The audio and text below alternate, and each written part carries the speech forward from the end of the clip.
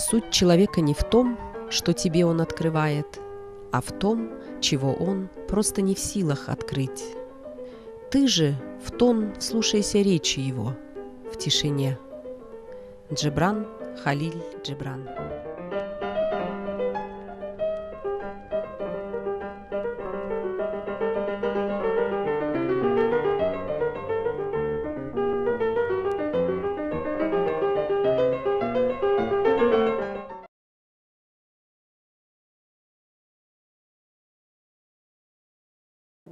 Книга ваша уже получила награды.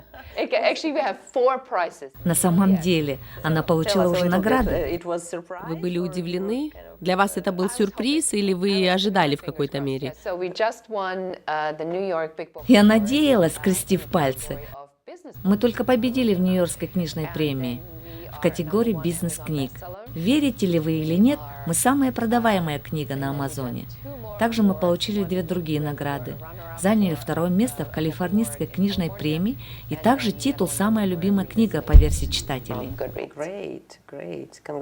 Великолепно! Мои поздравления, Беата. Беата, вы знакомы с США уже давно, ведь вы родились и выросли в Германии и перебрались в Штаты, как мне кажется, в возрасте 18 лет, не так ли? Да, около того. Для получения образования, так? Вообще-то я уже работала как фоторедактор в немецком журнале в Германии. И хотела провести год за границей, и этот год, в общем, и не закончился по сей день. И вы поселились тут, в Калифорнии. Я начала с Флориды, прожила там пару месяцев, а затем переехала в Лос-Анджелес и осталась здесь. Да, что я имею в виду? Ведь прошло уже достаточно времени, чтобы вы уже говорили об американском обществе как эксперт. И особенно тот факт, что вы перебрались из другой страны, как бы дает вам дополнительный ракурс для обозрения общества, в особенности в плане проблем, которые встречают женщины. Ведь многое произошло с тех пор, изменилось, но до сих пор существует очень много вызовов, трудностей, с которыми сталкиваются женщины. Каковы они на сегодняшний день в американском обществе?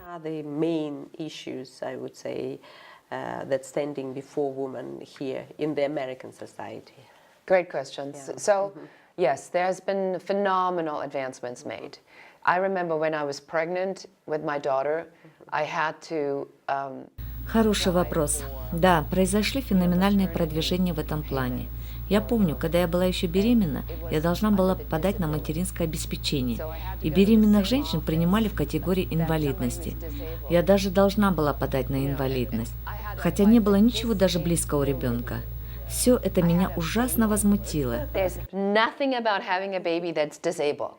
nothing any more able than that. It made me furious. So that's no longer the case. So that's really been changed. I think Сейчас такого уже нет, это изменилось. Осознание того, что у женщин есть дети, и это не инвалидность, изменилось в стране. Хотя некоторые до сих пор удивляются, что у женщины есть дети, и что мы не как мужчины. Поэтому, я считаю, произошло огромное продвижение в этом плане. И мы видим активизацию женщин во всех областях. Это и политика, кинофильмы, и музыка. Женщины вправду восходят. Но вызовы, с которыми мы сталкиваемся, это то, что мужчины все еще являются главным в принятии решений. И мужчины следуют своему коду, о чем мы только что и говорили. And because men are still the decision makers and men follow the men's code, which we just talked about. Even if there were 100 women and 1 man, they would take the men. Because that is what the men's code determines. So while we, and the numbers here are, we started 50-50 at entry-level positions. At manager level... Если бы было 100 женщин и 1 мужчина, выбрали бы мужчину, потому что на это указывает мужской код. Мы начинаем с деления 50 на 50 между мужчинами и женщинами на начальных позициях. На уровне менеджеров мы замечаем, как мужчины начинают вырываться вперед. Теперь 57% менеджеров мужчины. На уровне директоров уже 60-65% мужчины. 98% men.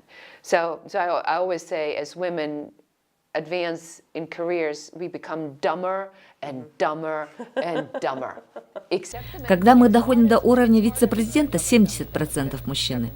И когда мы доходим до уровня президента компании, тут уже только 2% женщины и 98% мужчины. И я постоянно говорю, что женщины с движением по карьерной лестнице становятся все тупее, тупее, тупее. А вот мужчины все умнее, умнее, умнее. Возвращаясь к женскому коду, осознание должно быть повышено. Мы должны принимать осознанные действия, если мы говорим, что мы профессионалы. Но самое важное, что я хочу поменять в женском коде, это понятие, что равенство не значит все одинаковое. Я приведу пример, чтобы вы поняли, что я имею в виду. Если вы посмотрите на сильного мужчину, 1,80 м ростом, и который весит 80 килограмм, он несет на себя груз в 50 килограммов. Теперь посмотрим на женщину в 1,5 ростом, которая весит 50 килограмм. И как она несет на себе груз в 50 килограмм? Они равны? Они одинаковы? Это мы и должны держать у себя в голове. Когда мужчина, весящий 80 килограммов, несет груз в 50 килограммов, и женщина, весящая 50 килограммов, она несет груз в свой вес. Да, технически это одинаковый вес, но они не равны.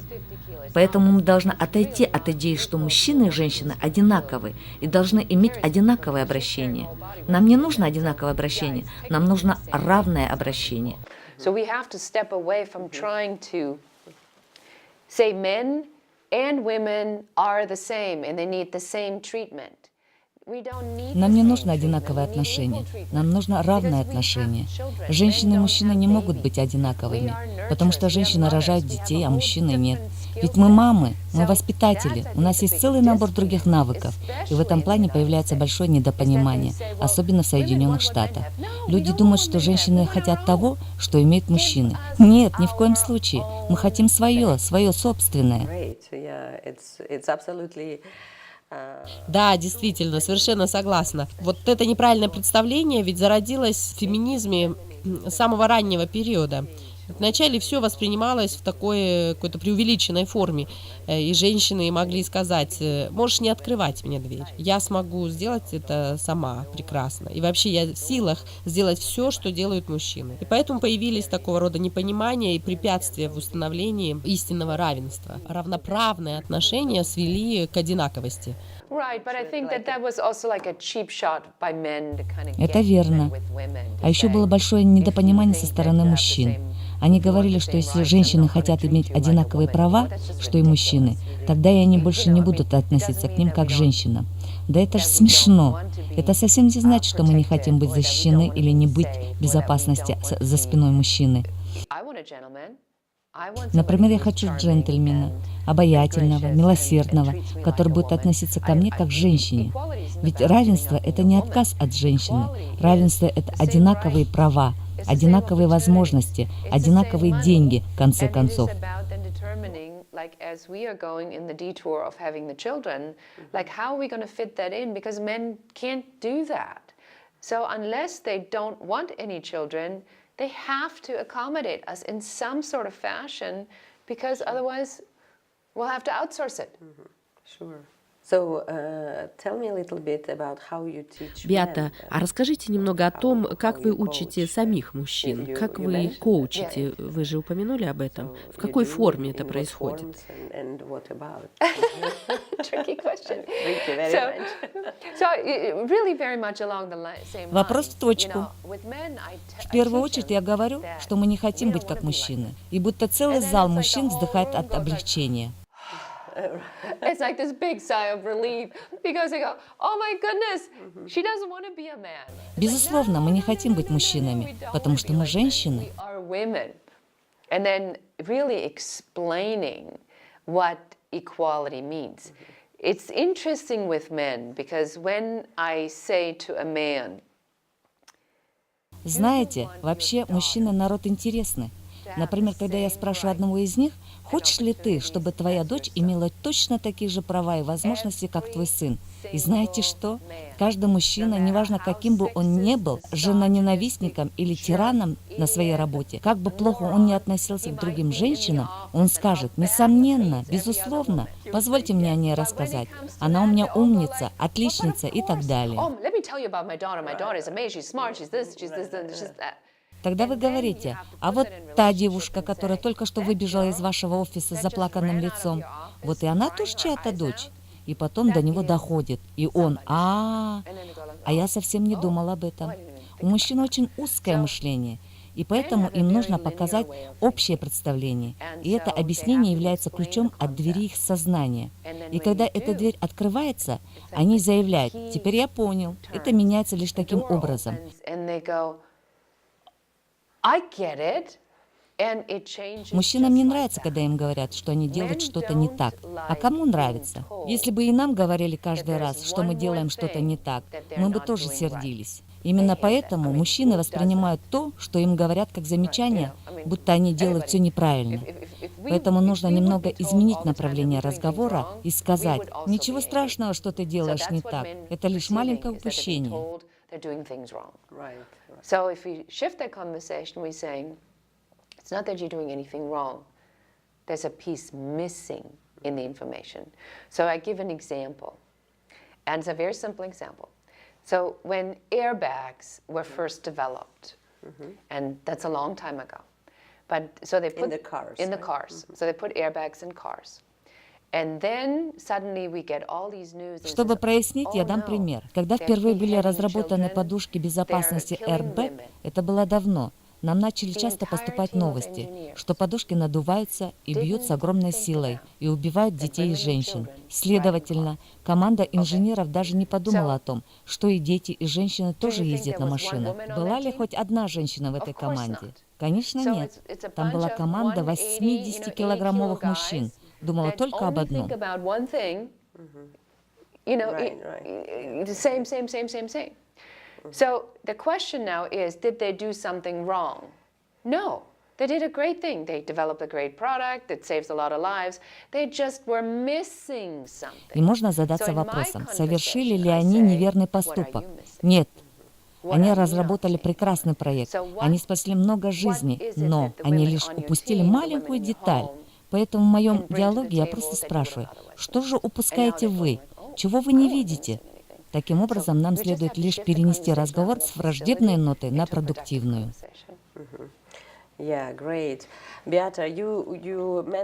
Отлично. Беата, вы сказали, что ваша книга получила приз в категории бизнес-книг. Расскажите, о чем она? Вот я тут вижу на обложке знак доллара. Dollar sign.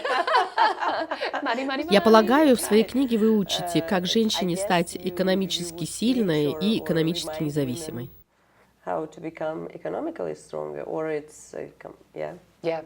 So Так и есть. Неотъемлемая часть моей теории – это понимание того, что никто не является одинаковым. Ни одна женщина не хочет одного и того what do же. you want? What do you want?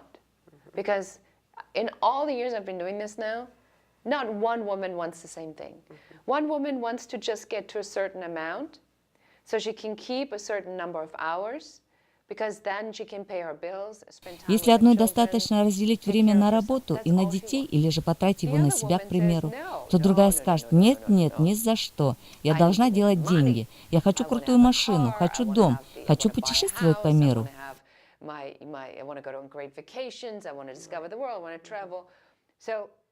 Поэтому это ваше право выбирать, что лучше для вас. Вот о чем эта книга.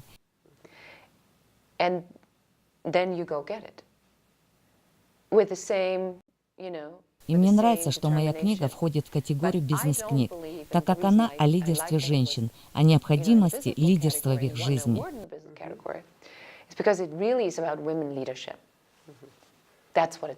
Like, how do you lead in your own life and in your community? Right. This part probably men didn't. Вероятно, именно эту часть мужчинам очень тяжело воспринять. Как есть и другая сторона. Очень тяжело терять лидерские позиции в бизнесе, в экономике, политической власти, в лидерстве вообще. I mean, business making, right? It's yes and no. I do also see that. И да, и нет. Я замечаю, что мужчины осознают, что и женщины зарабатывают на хлеб, и это их волнует. But they're threatened. Yeah, They're they feel threatened. like that. They, right now they have 98% of all the decision-making powers in corporate America. 98%. На сегодняшний день 98% власти по принятию решений в Америке – мужчины. И радует это ли их? Yeah, it should Безусловно. be, because we're coming. Well, it's a long way still to go, It is a to long come, way. right? Yeah, I see. How, what feedbacks did you have? Did you have? Беата, а какая была реакция людей? Была ли вообще обратная связь, комментарии? И больше она поступала от женщин-лидеров или от обычной публики? Yeah, so the feedback I get most of the Думаю, что у меня есть time is, способность брать какую-нибудь концепцию и упрощать ее, тем самым делая ее всем доступной и понятной. Нередко мне приходят письма от женщин с разных точек страны с благодарностями. Они пишут: «Вы изменили мою жизнь. Теперь я знаю, кем я являюсь на самом деле». Или, наконец, я могу дышать. Теперь я не чувствую себя перегруженной.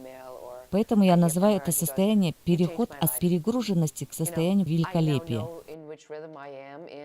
Потому что женщины думают, что они должны быть великолепны все время и в разных отраслях и ремеслах. Так, книга позволяет расставить приоритеты, и это феноменально. Women feel that they have to be great at all areas all the time, and this gives women permission to set priorities, and that's really phenomenal.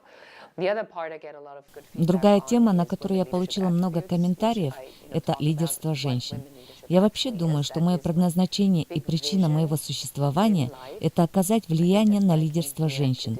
И я представляю иногда, что когда-нибудь, когда меня не станет, вы подойдете к моей могиле, и на моей надгробной плите будет написано: «Она сыграла важную роль в поиске установления лидерства женщин, но моя жизнь будет прожита не зря». It will say on there, she was instrumental in defining women leadership, and then that would be a life worth living. Yeah, great, great. Но это великолепная амбиция, и вы уже на пути к этому. Like it's already on the way, right? You're already applying that. А теперь немного деликатный вопрос. Он был так медиатизирован в последнее время, особенно в Соединенных Штатах. Вопрос о харассменте, движении Me Too, другими словами, о домогательствах со стороны мужчин по отношению к женщинам, особенно в киноиндустрии в США и так далее. Да? Вот нам очень интересно знать ваше мнение, такой человек, как вы, продвигающий женщин, их лидерство и на таком серьезном уровне. Это, конечно, общий больной вопрос и для нашего общества. В каком-то смысле это универсальная проблема. Но то, какой она получила резонанс и просто медиатический взрыв в США, несколько удивляет. У нас даже некоторые подумали о том, что это была некая запланированная акция. Почему именно сейчас? Почему женщины об этом не говорили раньше? Из чего вдруг разом все абсолютно медиа заговорили об этом? Ну и прочее.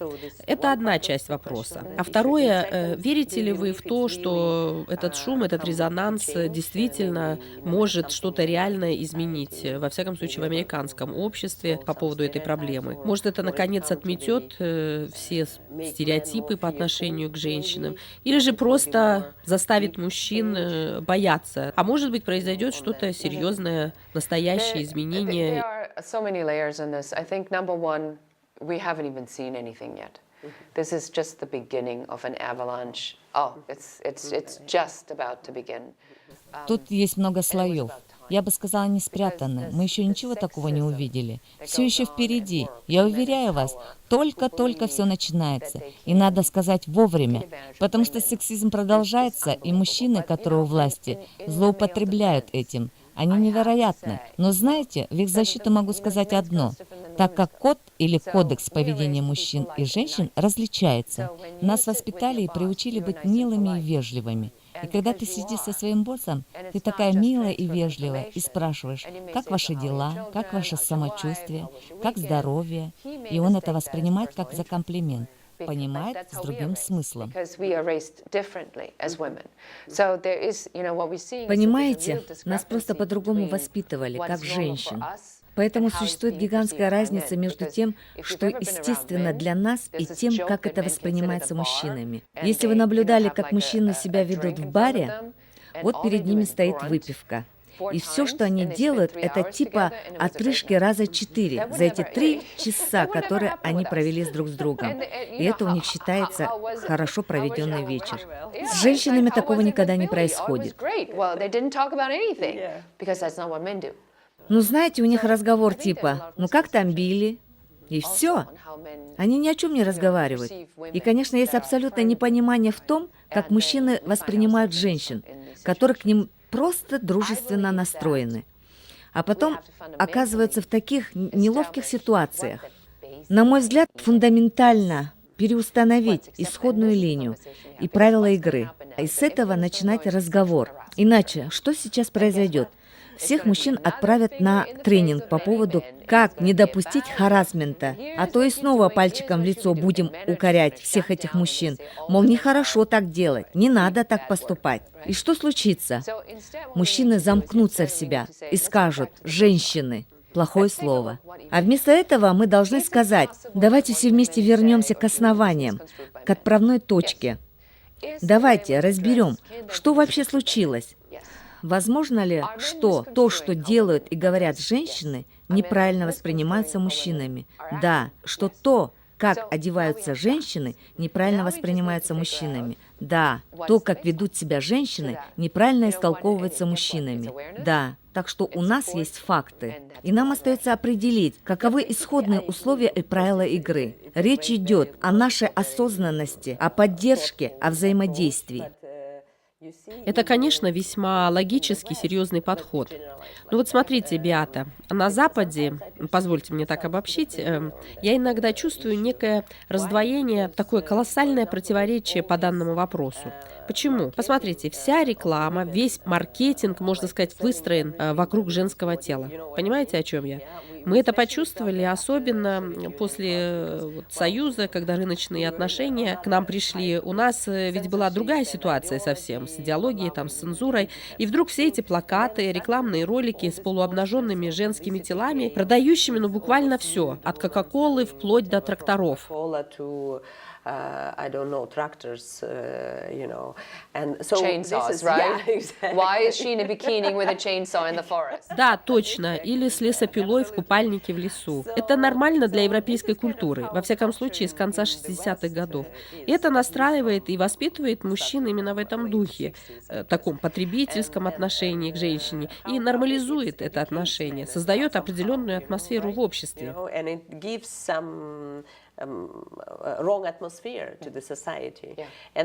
И вдруг, неожиданно, мы видим другую сторону. Этот оборот тоже в гипертрофированном виде, показывающий пуританскую сторону и полное осуждение, так сказать, харассмента. В принципе-то мы говорим о нормальной, о моральной, этической составляющей человеческих отношений. Харассмента, естественно, не должно быть. Вот, понимаете, о чем я?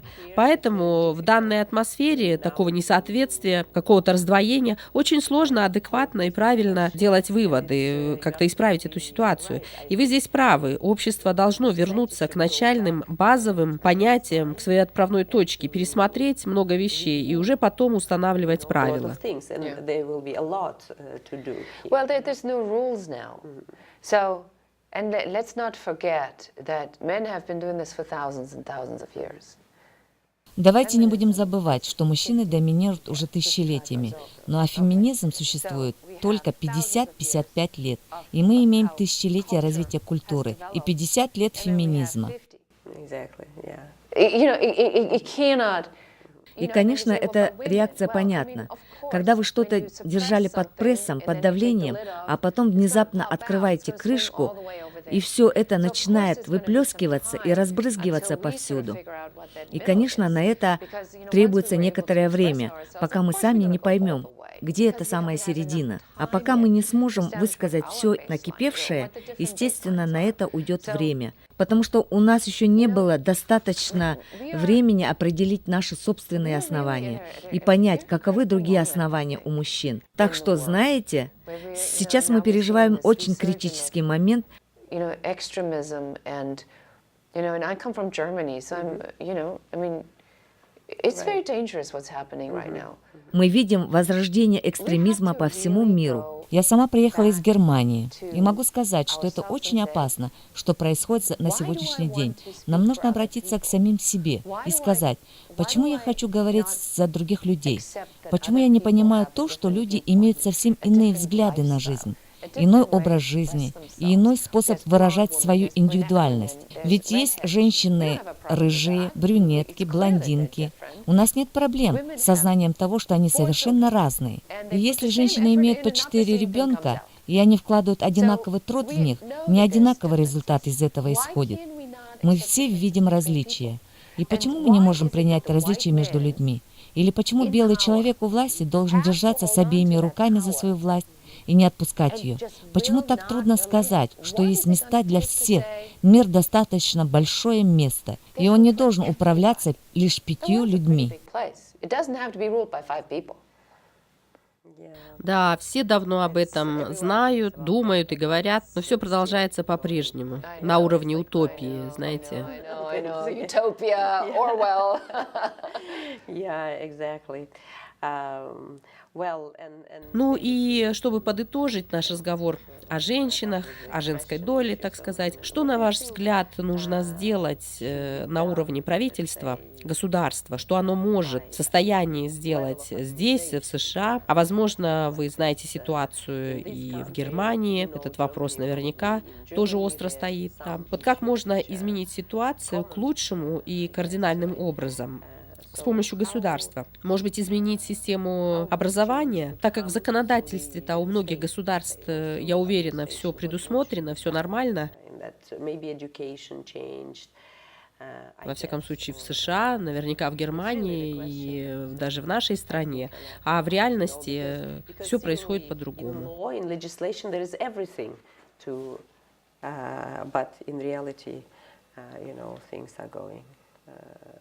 It's bias. Это неравноправие, несправедливость. Людям нужно позволять выражать свои мысли и не бояться за последствия. Например, молодая женщина-журналист, республиканский журналист.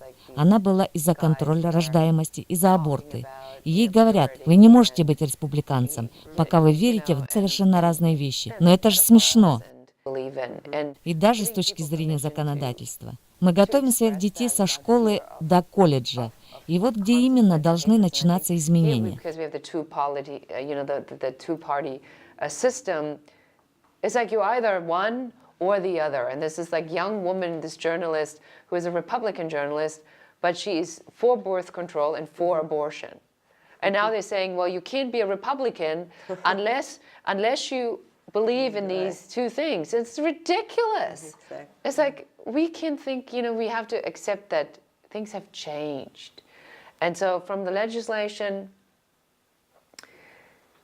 I believe that Было бы великолепно учить детей с раннего возраста здравому смыслу, порядочности и другим человеческим качествам.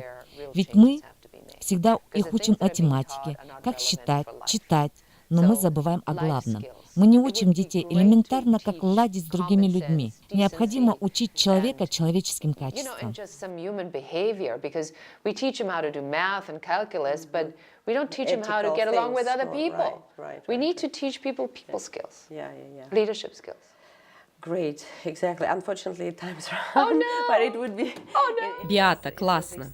Но, к сожалению, наше время почти исчерпано. С вами было невероятно интересно говорить, но будем считать, что это только начало нового разговора, так как я очень надеюсь, что за этим последует и вторая книга, продолжение. Я желаю долгой жизни этой книги и всем ее концепциям, и вообще всем концепциям и решениям, которые помогают женщинам стать счастливыми в этом мире и сделать этот мир счастливым.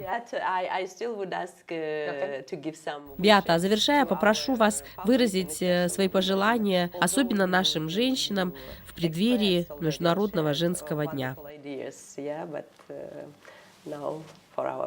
Okay, wonderful. Can I look at them? Yeah, please. So, well, thank you so much for watching and for listening to some of my ideas about the Women's Code. The most important thing Спасибо, really что вы is выслушали некоторые из моих идей. Очень важная вещь — быть честным в том, где вы есть. own who we truly are. Because there's only Если есть один лишь идеальный человек, который является самим собой, это и есть вы. Иногда мы допускаем ошибки, веря в то, что у нас нет никакого пути к достижению успеха. Они есть, и их миллионы, а тебе лишь надо одно — найти свой путь. Спасибо большое. Congratulations, and I hope Поздравляю вас от чистой души с наступающим Международным женским днем. Уважайте женщин по всему миру, уважайте себя.